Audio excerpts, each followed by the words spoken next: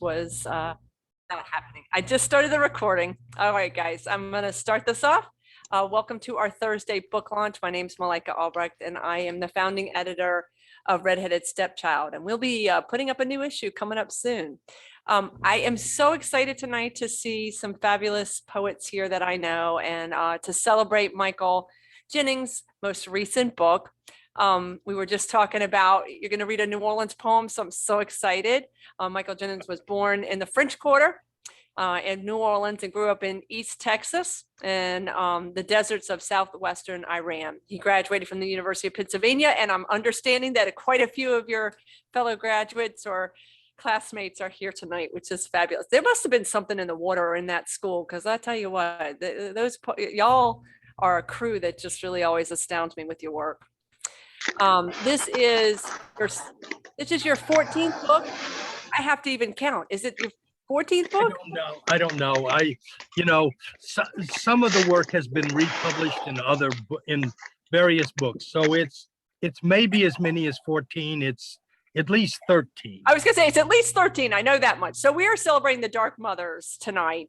Came out in 2020, and I am going to turn it quickly over to you, Michael. So I'm going to remind everybody to mute, and I'm going to spotlight you, and I will mind the chat section, so you don't have to worry about that. Thank you so much for being here tonight with us, Michael.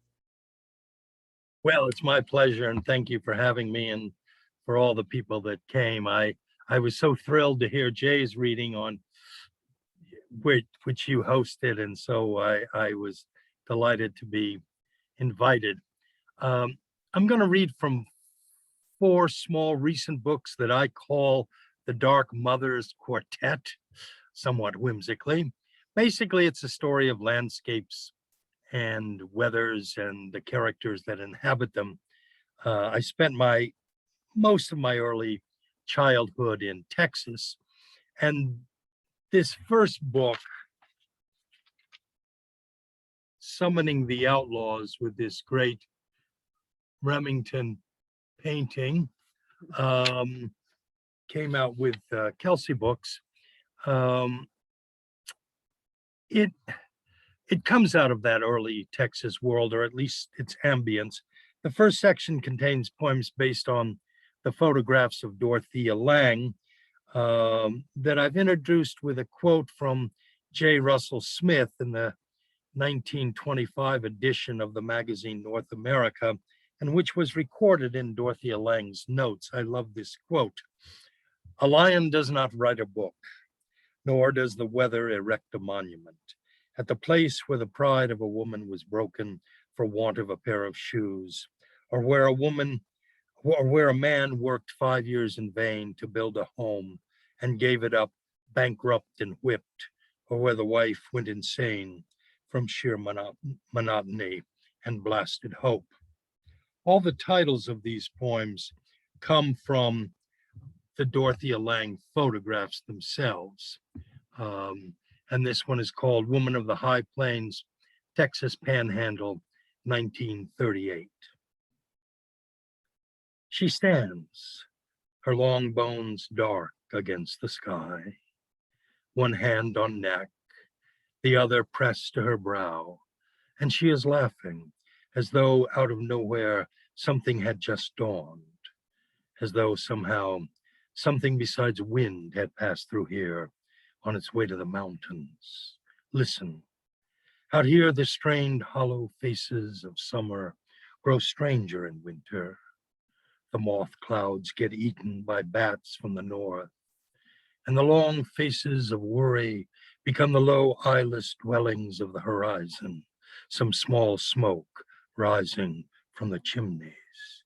Listen, no one alive shall ever hear this laugh, or see a woman in a flour sack with the posture of a heron laugh like a child. Behind her the bleak plain lies echoless, where even the bird call of her bones shall die under the bright clear rain of the million stars. Those poems were written quite a long time ago, but the rest of the book is fairly new. It just took me a long time to find the right poems to go with them. The second section is the title section, and grows out of my early fascination with outlaws and bad men.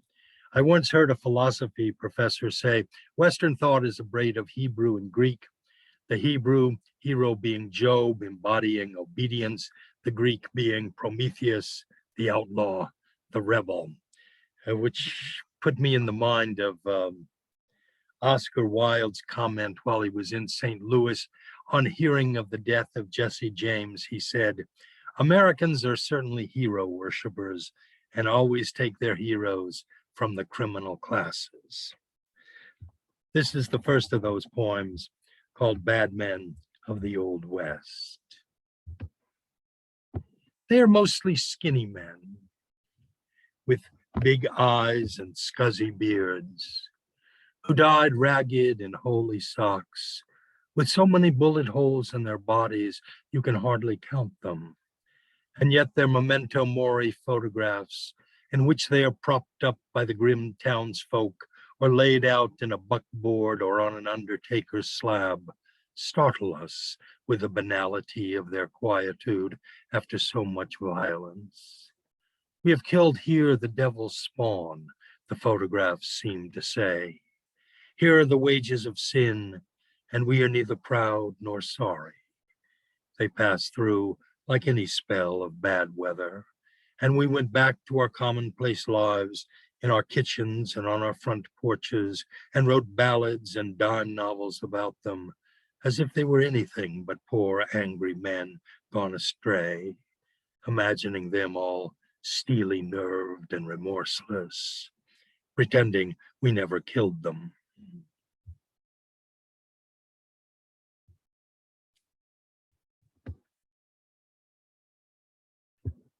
And of course, the quintessential outlaws of the West were the Indians, and I did a few thumbnail sketches of their plight. This one's called Ghost Dance 1890. We wanted them to live in square boxes, while everything they loved was round, like the world. Most found farming a farce. They got Jesus, but not the white people who brought him.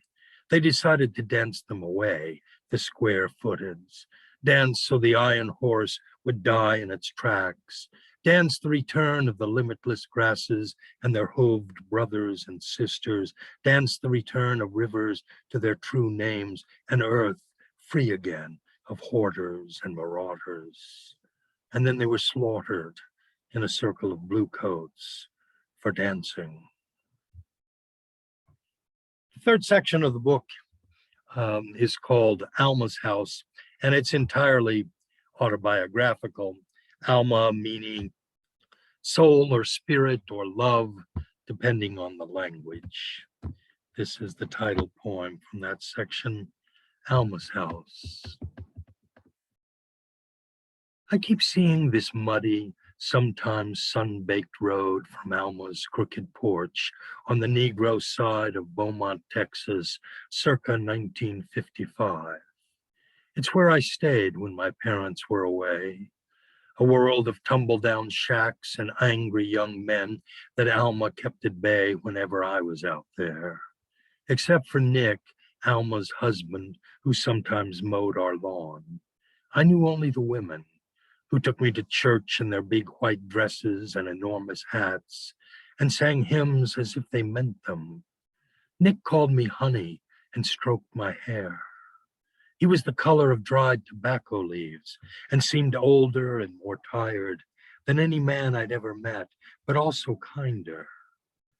Maybe he'd once been a great hellraiser, a razor in his pocket and a bottle in a bag. Like men I later met on trains, trading swigs and stories, and a sense of fate hurtling at us out of the night sky. But there was no devil in Nick in my day, only a kind of fatherly Job. They fed me mustard greens and collard greens and okra, dark aromas that made their house exotic with its tilting floors and peeling linoleum, and let me sleep in their bed and play with Alma's nearly blind little black retriever and Nick's skinny, flea-bitten hound chained to his house out back. They taught me to stay out of the way of the gargantuan geese, the real watchdogs, and to feed the chickens, and visit Ida, the coffee-colored hairdresser next door, who'd do all the neighborhood ladies in her big hardwood living room while everybody laughed and Alma smoked cigarettes, which I'd never seen before. But I never went down that rutted dirt road beyond Alma's house that seemed to go nowhere but into weeds and more collapsing shacks and maybe some swampland nobody wanted. When she died, I was a freshman in college, and Nick wrote asking for money. I sent him $10, half my week's allowance. Sorry, I wrote. Sorry.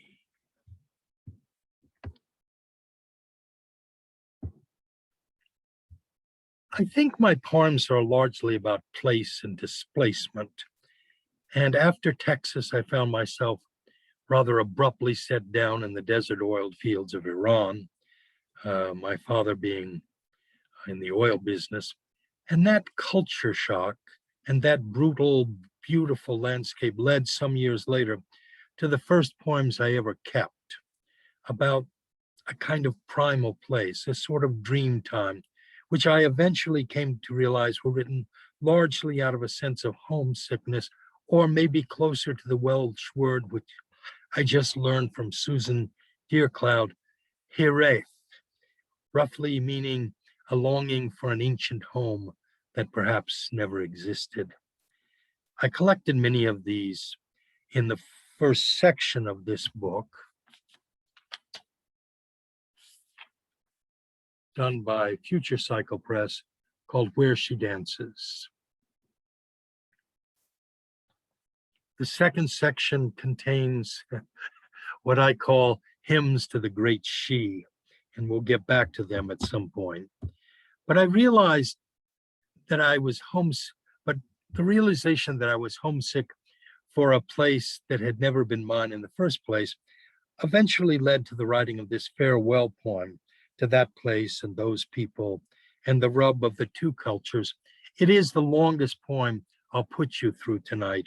None of the others will come close to this, but it's a sort of a long story. This was a magic landscape, kind of biblical by day and prehistoric by night, because in the oil fields, they burnt off all the gas. So you had these oil flares reflecting off these ancient white mountains and hills. And so it was very otherworldly. It's called Old Mountains. And it's a little bit about America too. There were mountains in the old place, the place of old bones. And the mountains were like bones, only browner, sandstone, though sometimes bleached pale as bones. And dark goats moved among them. And the people who grew out of them were like goats, small and dark and quick when the sun was not pure poison, moving about their business, which was not our business, theirs being soil, which there wasn't much of, ours being oil, which came out of the ground by the ton and snaked through the hills and desert in pipelines inevitable as the azure steel sky itself. Perhaps they were not real mountains, so much as upthrust foothills, craggy plateau a man or goat could climb in a day, stand at the top of, and feel Moses come down from. They were holy mountains, and under the holy mountains was oil that sometimes still made bushes burn, or the Red Sea part for the islands of deep-bellied freighters pregnant with crude. And if they were not mountains, they were at least the high steps of the horsemen, grown ghostly with time. And my sleeper's body slept among them. And my dreamer's body, which was only smoke from village chimneys in winter, or the black eyes of the black skulls of their huts in summer, saw the quick shimmering emerald of the fields and crevices in spring, the flash of the bright dressed girls of the water hole, their ankle bracelets saucy as the glitter of crime in Salome's eyes, and the black eyes under the black wind of the black chedora, billowing around the husks of crones. They were the sacred mountains camped at our outskirts, and our fathers mined oil from beneath them and hardly saw them. But their graves sang to us in the evenings, and the thin smoke of their cook fires rose like ghosts, and they lay down with us in our dreams like beasts, breathing and patient. Ours, we thought, as the Persian blue sky swaddled their shoulders, as the black night sky lay down on their backs with its pin-prick stars. They rose like continents in the black sea of nightfall, then rose again like the skulls of sacrificial beasts in the dawn. And perhaps our white mothers heard them and started drinking harder, savaging the servants, quarreling with our sad sack fathers, distracted in the midnight. They paced cold tiles, their bare feet lisping the hours, ethereal, haughty, silken whisperings, and the mountains were theirs too, and the dirty hands of the servants who needed such scolding. Some absence lurked in their eyes in the shadows of mountains among the lurked in their eyes like the shadows of mountains among the coffee clutches and beer swilling mornings. But we were the children of the mountains, and they entered us as easily as sky, as easily as night. And what they showed us was fire and shadow, dancers under the worn moon. And we saw how time moved in ripples toward the horizon, shuddering under the noonday sun. They moved in us like the spirits of Alexander or Herod, Nebuchadnezzar, Ashurbanipal, Xerxes or Artaxerxes, slow fires in the waking midnight. And our incongruous fathers waited at the bus stop, white short-sleeve shirts, clip-on ties, and crew cuts. They talked of Oklahoma or LA, Atlantic City or Baton Rouge, but never of the bleached mountains on the hem of whose skirts they stood, dazed in the morning light. Their gaze was too calculated, the sheaves of paper in their briefcases too diagrammatic and impersonal. Children of the Depression, their souls had suffered foreclosure. They had banker's eyes. They are mostly dead now. Copies of Forbes magazine strewn on the night table. And we, who were children of the mountains, searched lightly on the news for glimpses of the pale, pitiless sleepers. There behind the reporter with blank banker's eyes, beyond the rolling dust of tanks, bomb blasts, and squalor, the rubble of apocalypse. We have joined the absent ones. Nothing there now remembers us but the mountains etched behind our eyelids.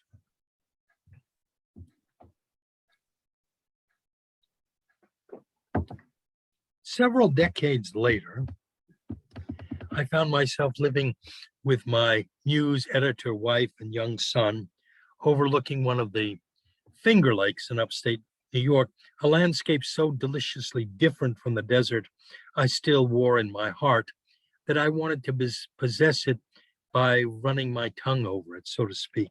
And that led to this book,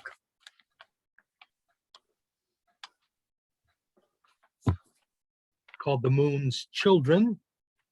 Again, another Kelsey book. And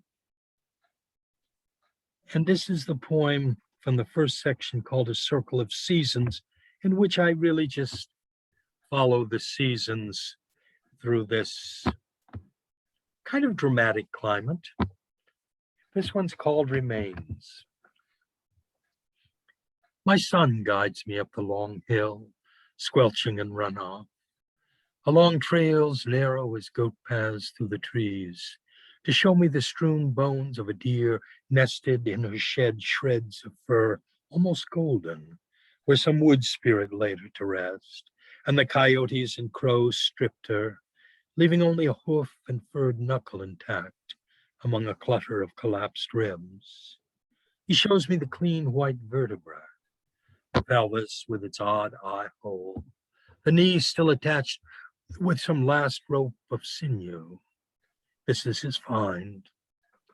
stumbled on as he tried his new spring legs in a downhill helter-skelter run, and stopped and stared, and in his 11-year-old mind knew that this was the stuff of running undone, something the receding snow left for him personally, a sign of winter's weight.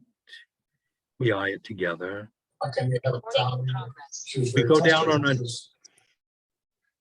We go down on our knees to gather pieces of the witchcraft mystery. The gray trees around us are also bones that click and chatter in the wet wind of almost spring. The brown limpid eyes are gone. The crumbling gnarl of spine, once nerved and tremulous, is now only a train wreck the grass will hide in a month's time. We feel the doorway of earth opening. We feel the thinness of our skins and the prickling of short hairs rising. We know what's at the bottom of things. How soon the mayflies will be dancing their measured reels of the evening. And the second section is called Before Speech, and it's entirely totem animals, basically. And this one is called Squandered by the 100 Millions. Squandered by the 100 millions. His hell hunks of rotting flesh left to slough from his bones like sacrifices to the god of steel.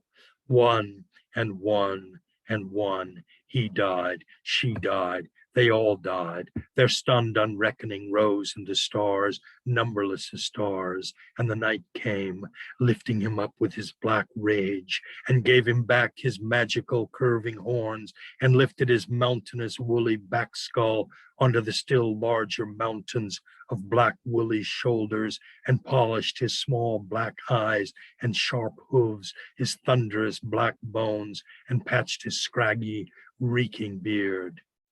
But by morning the tractors had come, and the grasses vanished, and the dust came, and that was the end of the first day.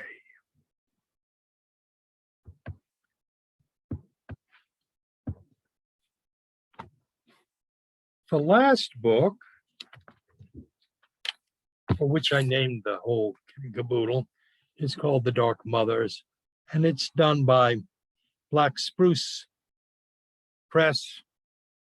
Jonas Zadinas, a wonderful Lithuanian-American poet.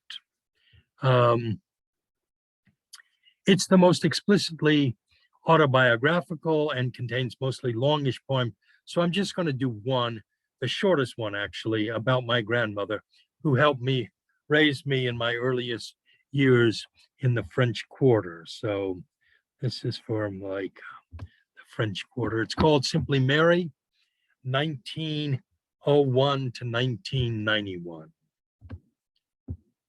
In that city of black iron lace and gullah talk, sin sashaying in shadow, I see you walk down Pirate's Alley, the quick click of your heels too episcopal for the tolling of St. Louis's 12-tongued bells, a tea rose in a carnival of azaleas, white-gloved, sky blue, crisp as your forebears of East Anglia, yet frankly forgiven in the not quite sultry air of Easter, taken in by the wide river mouth patois of slithering shadows on darkened stairs in just glimpsed courtyards, and swallowed whole in the black rivers of music, sirening souls, palaces of jazz joy, the air thick with spangled night, a slur of voices and footfalls on the wet black streets, poised in midsummer, Bourbon, Decatur, great boozy names rolled deep in the throat, a swill of voices like the night's breeze, tropical, luscious, and yours in the plush garden of wrought iron chairs, crackling like a voice on the wireless, matter of fact as a boot sole, yet fluttering, fluting its thrill of the just so. You were my first mother in that city of flowering nights and sweating patios, duplicitous, cunning, sometimes mad as a hatter, You undermined your own daughter to hold me in the tight niche of your charms, there where Lafitte strode and Napoleon's death mask stared ceilingward. I see you flash, old outlaw in a city of outlaws, sainted in a city of saints, queers, reprobates. You gave me awe and madness, a taste for all things stained and fallen. You were my New Orleans. Your chasteness, the flip side of the stripper's martyred gaze, the sagging, wistful gaze, your courtiers, the wisteria, your bloom. Mary, they called you, Mary of the crossword puzzle and afternoon tea, Mary of the rocks, Mary of situations, whose fall from grace, divorced, shunned, a bastard grandson, and a strident, quick-tongued daughter, was resurrection in a place of flowers and music, of terrace talk on the floating hills, of passing nights. I learned to walk, your hand in my hand, your electric voice in my ear. Even over years, your letters came with the same click and stutter, your angel signature, the relic of some old family joke I never quite got. The velvet bulldozer, your doctors whispered near your death. Your shingles punished you for years, your retinas detached, your hearing failed. Only your mind kept ticking in its queer act of will. In the end, you were vituperative and genteel as any Southern belle. Nurses scuttled, doctors deferred, but even their regard could not hold you forever. You died with a small sigh, white in a whited field.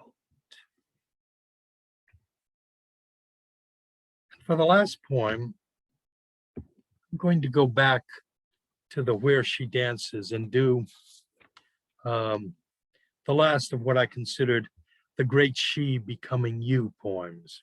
And it's called Once, with some thefts from the great Iranian poet Samin Behbahani. I came to you as if from a far country. The night was not quite in your eyes, but the evening smoke and the roses of your skin met in purple shadows. I came through the vague, veiled streets toward some clarity or hunger. You were my fire in the mothlight, my confessor. You danced the stars blind under the witching moon. I crawled in your darkness like the tapping beetle. Our mouths met. Dawn in the desert is a million gold butterflies. I lived there once among broken stones, husks of bodies, a tale of death and deaths, and women turned to salt under stubborn hummocks of black cloth. We grow old like the cracking clay of forgotten rivers. Soon no one will remember our voices or the glancing light of our tremulous tremors. Was it the wind I came on, lipping your waters, combing the sunlight scarves across your throat? So often now we are tired, and old women I once knew speak harshly behind the curtain, and the mud of the riverbank squelches under their feet. I came through bulrushes over moon-glazed bayous, and our bodies became snake-dancing cranes, feathery cries. We cannot love each other forever, except as the stars do, all flame and nothingness. Our skins will grow worn and frail as papyrus leaves, locust wings. May the burden of pain bring lightness. We lie down to take flight, like the desert sand under the scour of wind. I came like a sea eagle out of the sun's eye, to whirl you talon and talon down the roller coaster sky. I met your gaze in the forest of being. The rest was just history. Thank you. You've been great. Thank you so much. What a great poem to end on. And people, please feel free to unmute, because I know, I think that's one of the things that we miss about hearing each other. That was fabulous, Michael. Thank you. Well, thank you. I'm just wanting to make sure that I don't.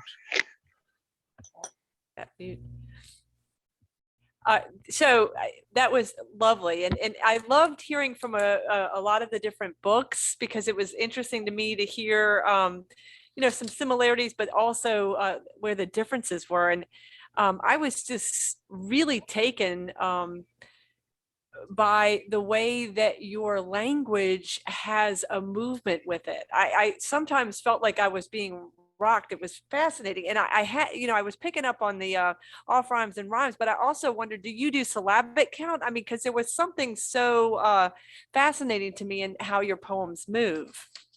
So I wanted to hear a little bit more about the process. And you started to bring up some of your process for how do you put poems into a particular book when you were talking about some of these poems are older, it just had to wait until the rest of the poems came. But I had curiosity about your process of writing and in particular editing when you go back. Well, I am dyslexic. So I realized in high school it was hard for me to take information off a page. But if I heard kids quizzing each other, I remembered anything I heard. So I had this auditory recall. And so when I decided, after a motorcycle accident that kind of ended a sports career and gave me a year to lie on my back, listening to Bob Dylan, kind of turning the world on its head, when I decided to be a poet, it seemed an unlikely thing for an oil patch kid to do. But I just made it a practice to learn tons of poems by heart. And Greg and I worked with this same young poet at Penn, and we'd bring him our work and he would critique it and make us feel terrible. But I wrote this terrible poem in another voice, but that started, sometimes you'd almost cry to see the sunset. And he knew it was a terrible poem, but he said, that line, that's your voice. And I looked at it and I thought, oh, all those open vowels, that's the South. I may not have any Southern accent left, but clearly my ear is a little bit cued to those open vowels. And I wrote a lot of iambic pentameter and things to try to, but mostly I just hammered it out. I would do poems just by sound, and fortunately my muse wife is very good with her eye. So she would point out where the sense broke down. But to me, it was always following the sound. To me, that's the way to get into kind of the right brain pattern perception, is to follow the sound. Let the sound lead you down the page. Yeah, I totally feel that, because it was almost like hearing wind or a moan or a sound that followed one poem to the next in a very interesting way. And I think it is the open vowel sounds. That's fabulous. Well, it's fabulous. Interesting that word hiraeth, that Welsh word, can also mean the sound of the wind, the sound of the waves. So in that forgotten landscape, or that longed for landscape. So yeah, I think breath is an important, to me, a poem has a physical, and for different people, I think a tremendous proportion of poets put the written word first, but I can't, it just doesn't mean anything to me. It's the auditory that means for me. Right. It's music. Well, thank you so much for talking more about that. And I was mining through the chat section, which I'll send to you so you can see some of the lines that resonated. But Kim, you really enjoyed that poem. You said, "What a portrait, fantastic," about the grandmother. I couldn't write as fast as I was having reactions to the poetry. It was just fabulous. And I totally tuned into the musicality, which you just were both talking about. And also, I felt like images would kind of transform and then transform again and then transform again as the brain and the heart would wrestle with the meaning that it was striving for in the poem, So It's probably true. it was just wonderful. I enjoyed it immensely. Thank you. Thank you. Does anybody have any questions that they wanted to kind of explore or insights, thoughts? Because if not, I'm going back to the question. I'll say something. Come on, Greg. Yes. Well, I've been friends with Mike for such a long time. He mentioned his athleticism. Let me tell you that he was a great athlete, and unfortunately, the motorcycle accident cut that short. But it led him to poetry, which was good for me because I became friends with him through poetry. Well, through squash too, but through poetry.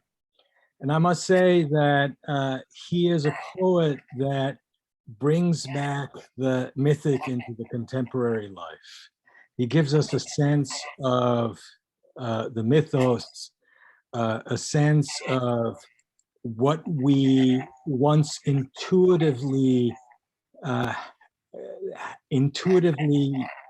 knew about the world, about the cosmos, and even in his contemporary poems, like the New Orleans poems, there is still this notion that there is a kind of other reality that we are barely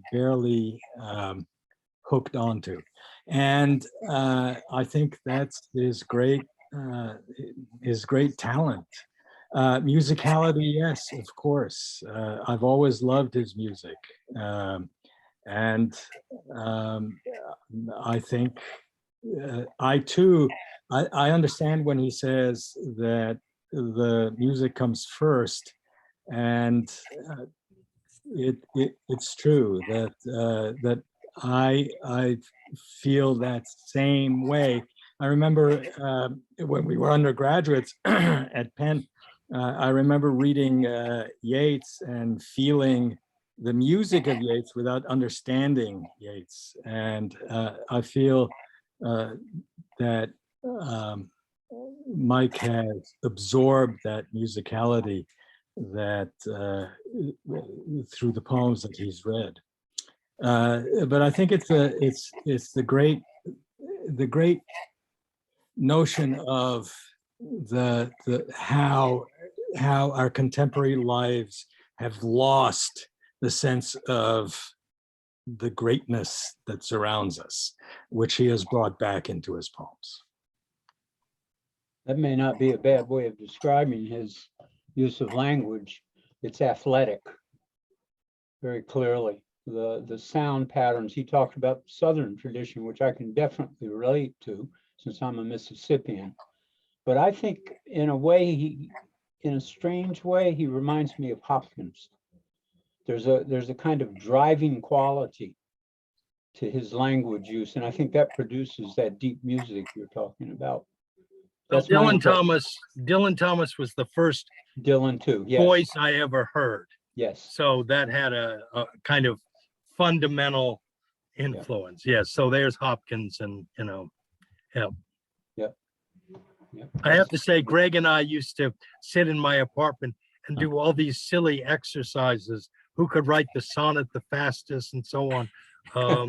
It was pretty pedestrian, but it got us there, kind of, But we also used to listen to Dylan. We used to listen to Bob Dylan all the time in your apartment. Love it. I also think that the experience of writing in company and that synergy that happens amongst poets, and when you're fortunate enough to have kind of a cohort group of really talented, amazing poets, there's something that's really fabulous. It's really amazing. And I do want to dovetail to what Gregory was saying about like the larger than life, that it made me think of the mountains and the landscape, but the landscape is also the something greater, the awe, the wonder, and how that threads through is really lovely.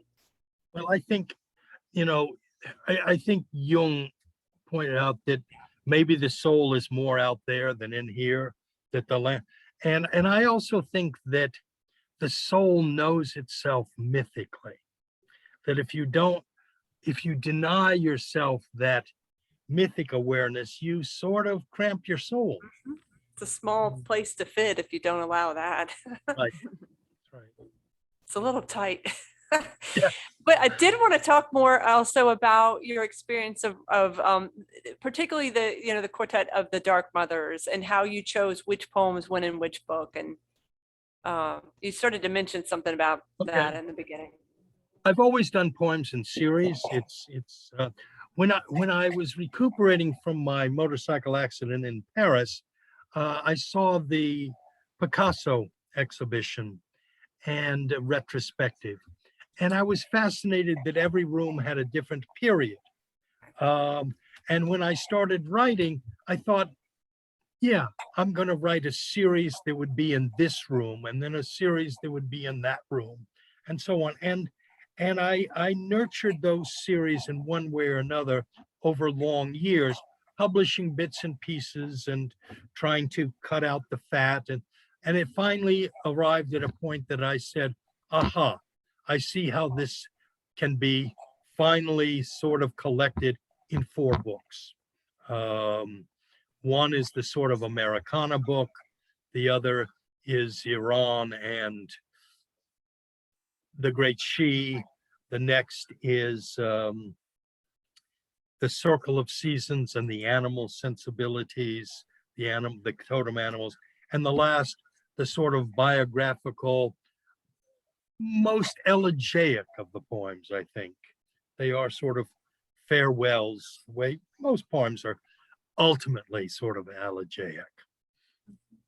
And so you did, 2 of them were published with Kelsey Books. One was Future Cycle Press, and the most recent was Black Spruce. Right.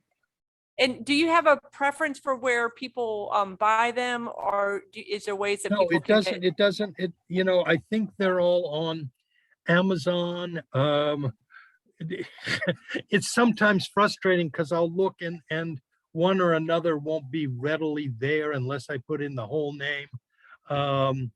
But I think there, or the presses themselves also, I think, will send you books.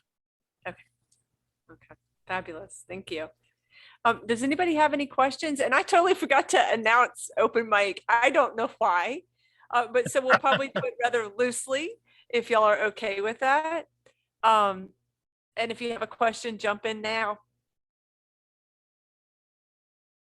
All right, then my sense is we can say thank you so much, Michael, for reading to us tonight, and congratulations. Love the Quartet, the Dark Mothers. Well, thank you very much for the Thank you. venue, and thank you all for coming. It was great to see A new pleasure. people and old. Yes, or old people that are new. Yes, We could Right. say less familiar and familiar.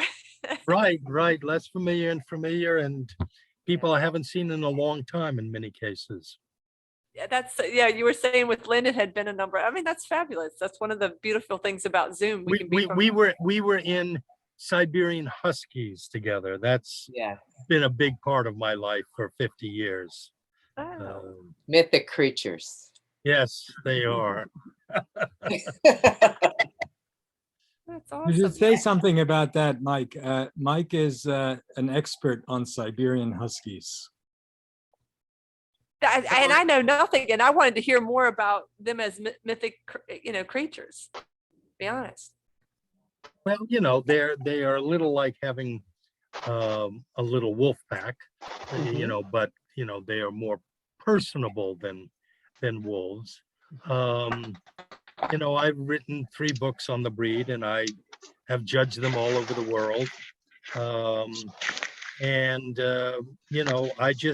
I became addicted to them early on. I saw my first in high school and got my first in college, and they've just been sort of my mythic companions. They're not like any other breed. They're very independent, anarchical, and yet clownishly sweet. And the only time they act like they know what they're doing is when you hook them, put them in harness, and then there's a wonderful story. I remember a woman telling me of having a litter of Siberians, but she had a Doberman puppy she raised with them. And she said the Doberman was so much easier. It would voice command, whatever. And so she thought, oh, time to hook them up. Let's hook up the Dobe. Well, then everything reversed itself. The Dobe didn't have any idea, and the Siberians went right to work like they had done it for generations, which of course they have. Yeah. Oh, that's And it fabulous. doesn't hurt that they're really beautiful. It doesn't hurt that they are really beautiful. I mean, that's what I thought of the first one I came across. I had dogs and horses. I used to race horses living in Iran. And when I first saw this first Siberian puppy, I thought, this is the most magical animal I've ever seen. So that's what lured me there. And see, I would say that about my horses all the time. They're completely Well, magical. I saw you have horses. Yeah. Well, I came to this country and realized that horses were out of my price bracket. So that's why I decided to play in dogs. Well, even when they give you a free horse, you still have to pay to feed it. So, I've been given offers of free horses all the time. And I you think, know, you can't just pop it in the back seat and drive it to the vet. Okay, actually, now I did have a minivan that I gutted and put 2 stalls in and bought a motorcycle ramp, and Exactly. I Yeah, did yeah. put them in the back of my car. But no, you Well, shouldn't do that with full-size horses. That's fabulous. Thank you, Gregory, for getting us into that idea. Because I suddenly was like, what I love about humans is that you can find out things that you think, well, I would have never thought of that. Siberian Husky as a magical creature, or just how multifaceted each of us are. There's probably, 5 things each one of y'all could say tonight that would blow my mind, which is fabulous. Do people want to read for open mic? If so, just unmute and go ahead and do so. Would love it. George, you're saying yes? No, George said bye. He said he has to go. So nobody would like to read tonight? Gregory, nothing? And Kim? Okay, well then we I will mean, just- after Mike, I think no say- one should. Yeah, Why spoil read? it? Why spoil it? Okay, so we should leave just leave his voice in your ears and your heart. I I like mean, it. for me anyway. Yeah. Yeah, I think it's a fabulous way to do things. That's yes, that works for me as well. So thank you all so much for being here tonight. It was wonderful to be in your company, and Michael, just fabulous job. Thank you. Thank you. It was wonderful. Thank you. It's And good don't seeing forget you, Mike. Sunday, if you want to go to a wild card open mic, Kim put And- the link Yeah. in the chat section. So don't forget And that. I'll just say, this is everything from poet laureates to brand new voices. It's a really egalitarian, community-oriented group with a lot of inspiration. So Wonderful. please How- join us to listen or to read. It's for 1 hour, or for how long? It starts at 7 Eastern? No, it's about an hour and a half usually Okay. each week, and Sandy Yanone is our host, and I help out a little. Don Krieger helps out a little, and we have a program every Sunday, alternating different types of programs, and it's really Well, I've heard exactly great what it things about says, it. Yeah, I was gonna say, cultivating voices all over the world. Yep. I've heard great things. So be Thank well. you, and thank you guys. for this great reading. Thank you. Bye, Michael. Bye, Bye, Mike. everybody. Bye, Greg. Bye-bye.